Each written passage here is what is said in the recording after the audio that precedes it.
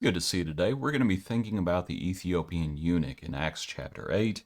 Our hymn today is Rock of Ages. Rock of ages, cleft for me, let me hide myself in thee.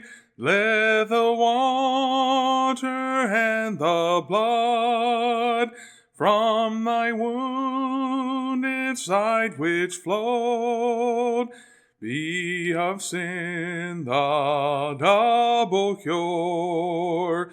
Save from wrath and make me pure. In Acts chapter 8, yesterday we looked at Philip in Samaria. Now he goes on. An angel of the Lord spoke to Philip, saying, Arise, go toward the south along the road which goes down from Jerusalem to Gaza. This is desert. So he arose and went, and behold, a man of Ethiopia, a eunuch of great authority under Candace the queen of the Ethiopians, who had charge of all her treasury, and had come to Jerusalem to worship, was returning, and sitting in his chariot, he was reading Isaiah the prophet. Then the Spirit said to Philip, Go near and overtake this chariot.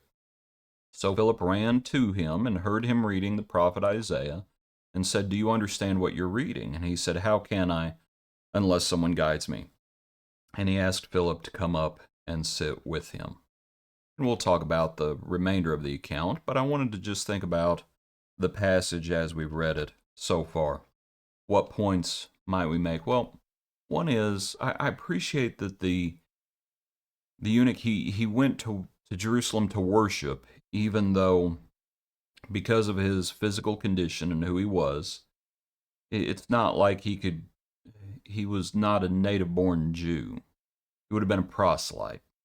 And because he was a eunuch, he would have only been allowed so far in the temple. And most people think that when he asks Philip, what hinders me from being baptized, that he's speaking to that. That under the old law, he was hindered because of those things. But I appreciate the fact that even though he was hindered, he still went to Jerusalem to worship. He still recognized God and the one God. And so he goes. And you just think about the excuses he could have used. Well, I'm hindered by distance. I'm all the way down in Ethiopia. That's a long way from Jerusalem to where he is. And he was a very busy man. He was a treasurer, a eunuch of great authority. He had responsibilities.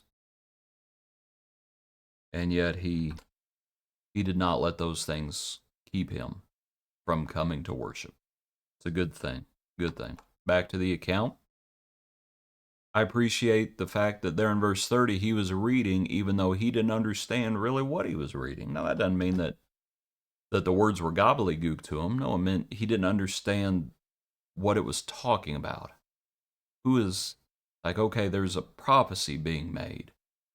Was he speaking about himself, or is he talking about someone else? Who is Isaiah talking about? And so Philip preaches Jesus to him. But sometimes we only read things that we already know, that we're already comfortable with. And that's not the Ethiopian. He doesn't fully understand what's being said or who it's talking about.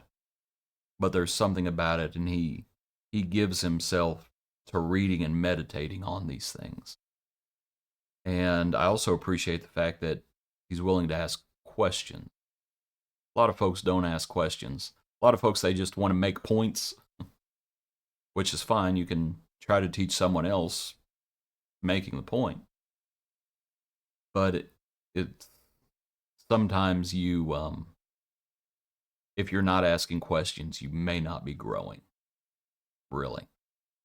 You may just be content where you are in a bad way. Back to the account, though.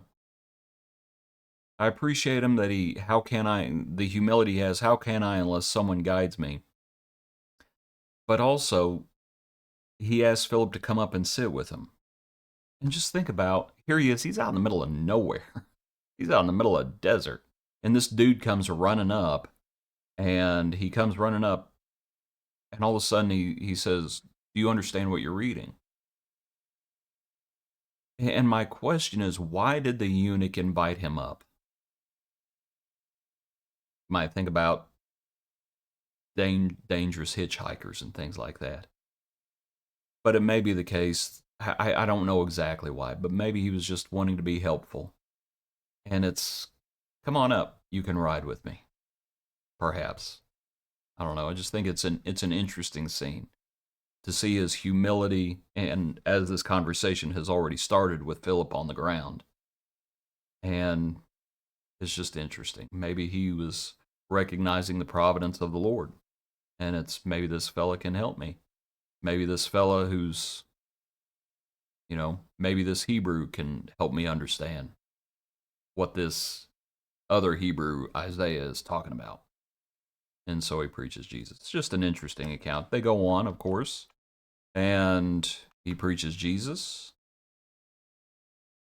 The eunuch says, "What hinders me?" As they come to some water. "Here's water. What hinders me from being baptized?" Philip says, "If you believe with all your heart, you may." And he says, "I believe that Jesus Christ is the Son of God." That's an amazing thing. Just a wonderful thing that it convinced him. Now, he had come from Jerusalem. Makes you wonder if he had heard things back in Jerusalem. But I believe that Jesus Christ is the Son of God.